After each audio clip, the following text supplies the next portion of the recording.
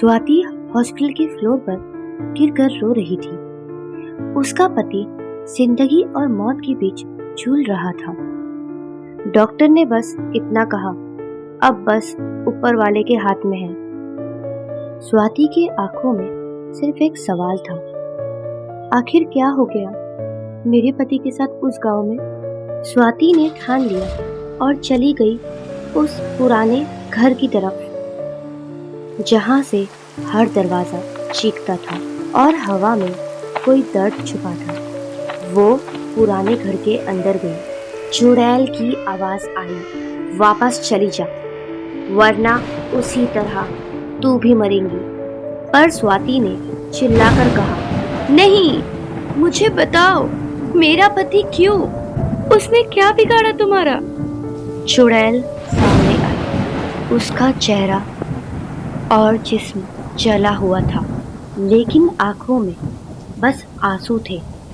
उसने कहा, इस घर के अंदर, इस जमीन के नीचे मेरी लाश दफन है।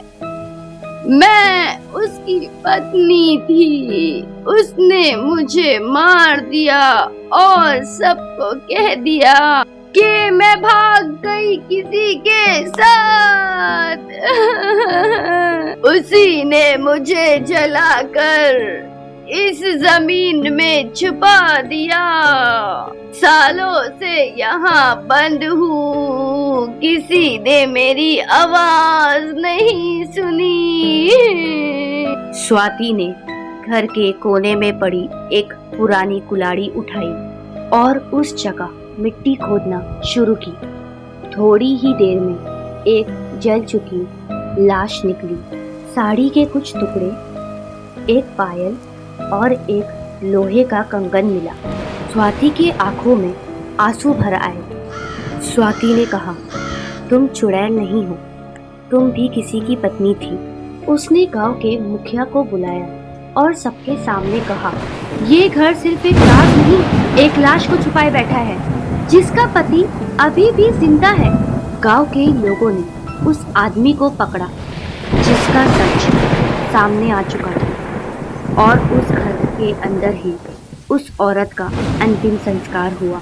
स्वाति ने आग जलाई और चुड़ैल उसके पास आई, मुस्कुराई, उसके आंसू पोंछे और बोली, अब मुझे शांति मिल गई।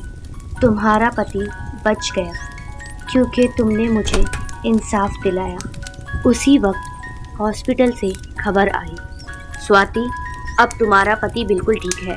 स्वाति ने आसमान की तरफ देखा और दिल से कहा, जिसका सच जमीन के नीचे था, उसने मेरी दुआ सुन ली।